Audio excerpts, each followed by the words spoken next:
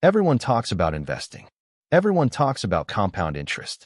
Everyone talks about staying fully invested. Everyone talks about how cash is trash.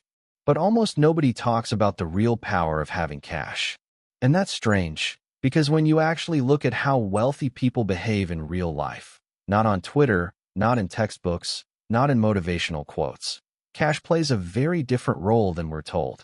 The common advice goes like this: keep 3 to 6 months of expenses, invest everything else immediately, don't let money sit idle. And on paper, that sounds smart, responsible, optimized. But here's the thing nobody mentions. A lot of people are doing everything the experts say and still feel trapped, still stressed, still one bad month, one bad boss, one bad market away from panic. Have you ever felt that? Like technically you're doing well, but you don't actually feel powerful? Like your net worth looks fine on a spreadsheet, but in real life you can't say no to things you hate, can't walk away from bad situations, can't take advantage of opportunities when they show up? Yeah, that disconnect is what we're talking about today. Hey, I'm Brian, and I spend way too much time thinking about personal finance, wealth building, and why so many smart people feel broke even when they're not. If you've ever wondered why the rules seem to work for everyone except you, you're in the right place.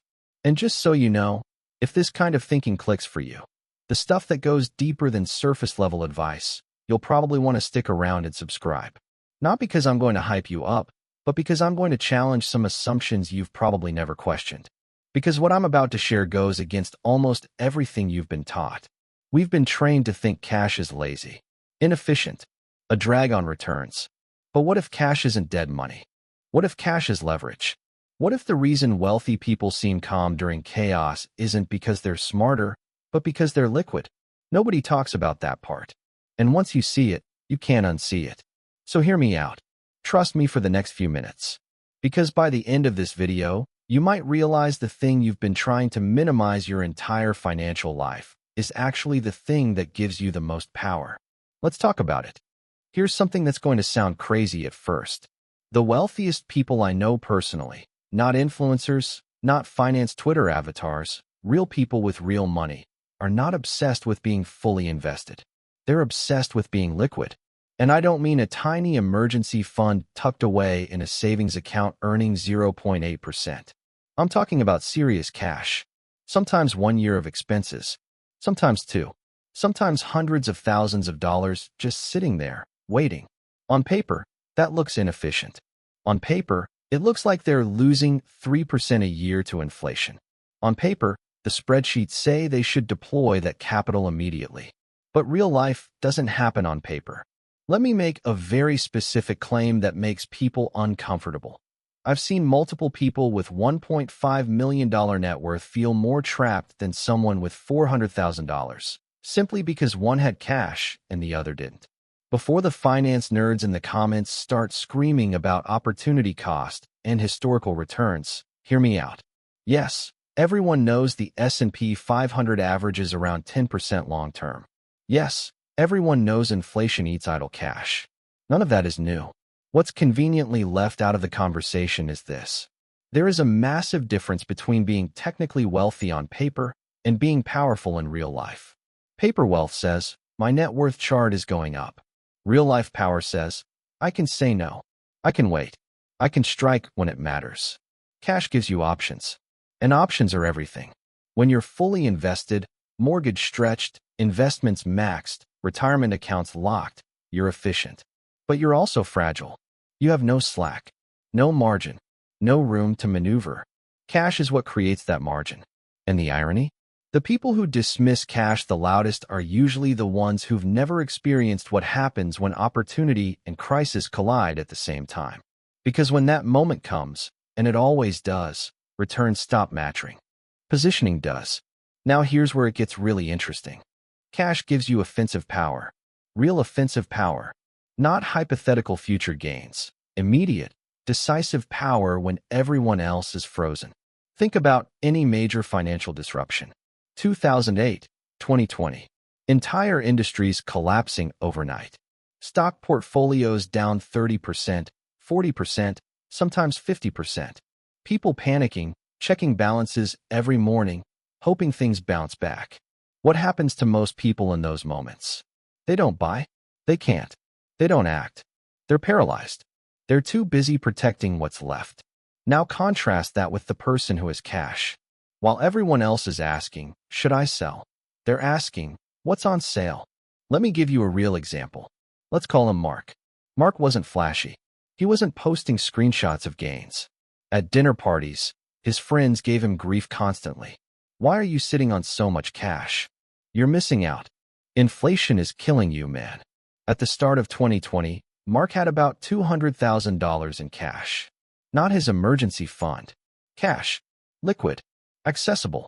Meanwhile, most of his friends were fully invested, retirement accounts maxed, brokerage accounts aggressive, some leveraged into real estate with very little buffer. Then March hit. Markets dropped roughly 35% in a matter of weeks. People were scared. Jobs felt shaky. Nobody knew what was coming next. Mark didn't panic. He didn't rush. He waited. Over the next 6 months, he deployed that $200,000 into a mix of beaten-down index funds and distressed real estate opportunities. Nothing exotic. No genius trades. Just patience plus liquidity. 5 years later, that original $200,000 had turned into roughly $800,000. Meanwhile, 2 of his friends did the opposite. One sold near the bottom to stop the bleeding because he needed liquidity. Another missed the entire recovery because he was too emotionally wrecked to re-enter. Same market, same information, completely different outcomes.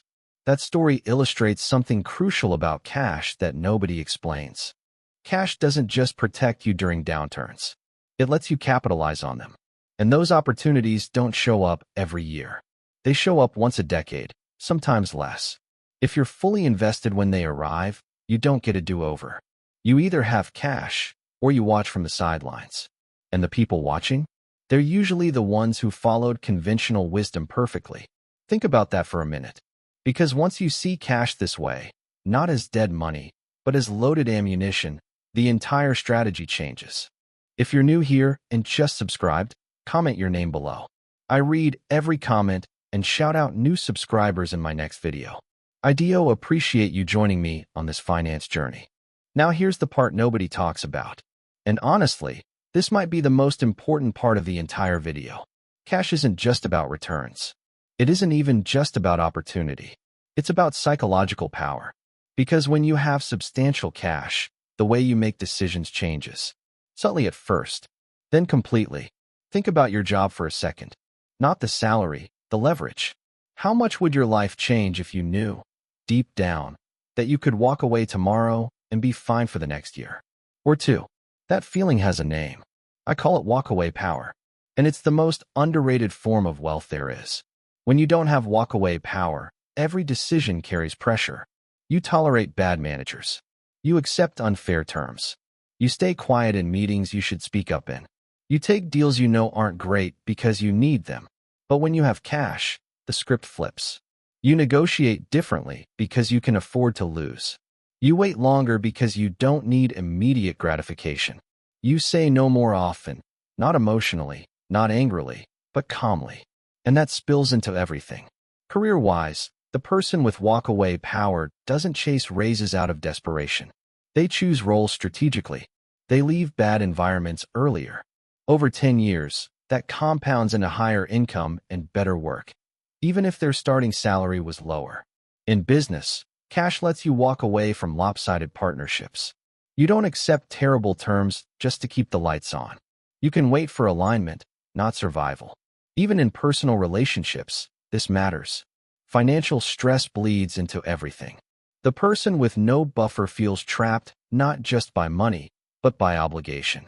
The person with cash has space, emotional room, optionality. Let me make this concrete. I know 2 people who earn almost the same amount, around $140,000 a year. One of them is fully invested, maxed out retirement accounts, aggressive brokerage portfolio, high monthly obligations. On paper, he looks incredible, net worth climbing, technically winning. The other keeps about 18 months of expenses in cash. Guess who sleeps better? Guess who left a toxic job without another one lined up? and ended up in a better role 6 months later with a $25,000 raise. It wasn't the guy with the prettier spreadsheet. Here's the paradox nobody explains. The people with the most financial stress are often the ones making the most money because they optimized returns and eliminated margin. Cash is margin, and margin changes behavior. Think about that. Because wealth isn't just what you earn or invest. It's how you behave under pressure. And cash removes pressure. Now, I can already hear the objections forming. Now, let's talk about the argument financial advisors love to repeat. Cash loses money to inflation. And they're not wrong. If inflation runs at 3% and your cash earns 1%, you're losing purchasing power every year. That's real. That matters. But here's what they conveniently forget to mention. Being fully invested has costs too. They're just hidden. Let's break this down logically. Scenario 1. You stay fully invested. No excess cash. Markets drop 40%. You don't sell, great. But then life happens. Job loss. Health issue. Family emergency. You need $50,000. Where does it come from? You sell assets at a 40% discount. That's not a 3% inflation loss. That's a permanent capital loss. Scenario 2. You stay fully invested and nothing bad happens, but a once-in-a-decade opportunity appears. Distressed real estate. A business buy-in. Markets down 35%. You can't act, because all your money is already spoken for. Scenario 3. You keep cash. Inflation nibbles at it slowly. But when volatility hits, you don't sell. You buy? When life hits, you don't panic. You wait. Which scenario actually produces better real-life outcomes? This is the math nobody likes to run. Now let's zoom out. Warren Buffett, arguably the most disciplined investor in history, regularly holds over $100 billion in cash. Not because he doesn't understand inflation, not because he forgot how compounding works, but because he understands optionality. Does Warren Buffett not understand opportunity cost? Of course he does. He just understands something else better. When cash is scarce, opportunities are expensive. When cash is abundant, opportunities are cheap. Inflation is predictable. Forced selling isn't. And here's the uncomfortable truth. Most people don't fail financially because they earn 7% instead of 10%. They fail because they were forced to make one bad decision at the worst possible time. Cash is insurance against that moment. Not insurance you hope to use. Insurance you're glad you have.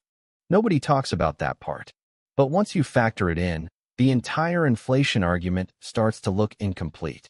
And that's where this conversation gets practical. At this point, I know what you're thinking. Okay, fine. Cash has power. But how much are we actually talking about here? Because the standard advice is burned into your brain. 3 to 6 months of expenses. That's it. Anything more is wasteful. Let me be clear. That advice isn't wrong. It's just incomplete. 3 to 6 months is survival cash. It keeps you from drowning. What it does not give you is leverage. Here's how I think about it instead. First layer, stability cash. Enough to cover your life if income stops. For most people, that's somewhere between 9 and 12 months of core expenses. Rent or mortgage, food, insurance, minimum obligations. Not lifestyle inflation. Survival plus dignity. Second layer, opportunity cash. This is the part nobody talks about. This isn't for emergencies. This is for offense. Let's say your core expenses are $4,000 a month. 12 months puts you at about $48,000. Add an opportunity buffer, maybe another $50,000 to $75,000 depending on your income and career stability. On paper, that sounds terrible. Over $100,000 in cash? Doing nothing? Until you consider the alternative. If markets drop 30% and you have $75,000 ready, you're not scrambling. You're not selling. You're not hoping. You're deploying.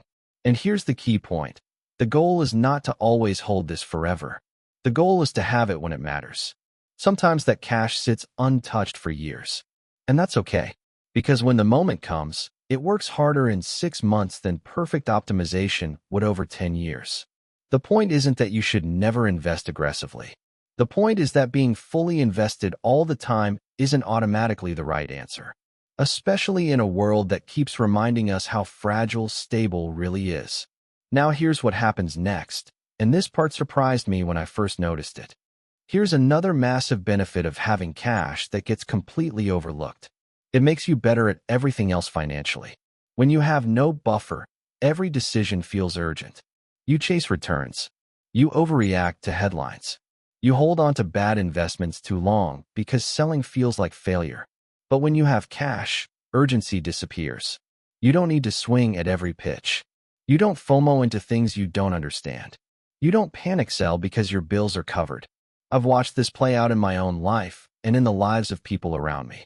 The best investment decisions I've ever made, the calm ones, the patient ones, always happened when I had liquidity. The worst ones, always when I felt tight, always when margin was thin. That's the pattern. People think discipline comes from willpower. It doesn't. It comes from positioning. Cash puts you in a position where good behavior is easy and bad behavior is unnecessary. And once that clicks, you stop seeing cash as a drag. You start seeing it as the thing that protects your investing skill. Nobody talks about this part, but it's the difference between people who survive volatility and people who benefit from it. And that brings us to the real takeaway. So here's what I want you to take away from this. Cash isn't just about safety. Cash isn't just about emergencies. Cash is power. Cash is patience. Cash is optionality. The reason this isn't talked about more is simple.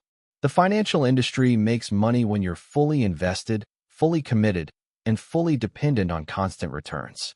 But the wealthiest people I know, the ones with real control over their time, their careers, and their decisions, they all understand this quietly. Maybe the reason you feel stressed despite doing everything right isn't because you're bad with money. Maybe it's because you optimized returns and eliminated margin. And in a world that keeps throwing surprises at us, margin matters. So maybe it's time to give yourself permission to hold cash. Not out of fear, out of strategy. Because the next disruption is coming. Nobody knows when. Nobody knows what it will look like. And when it does, you want to be the person with options, not the person desperately wishing they had some.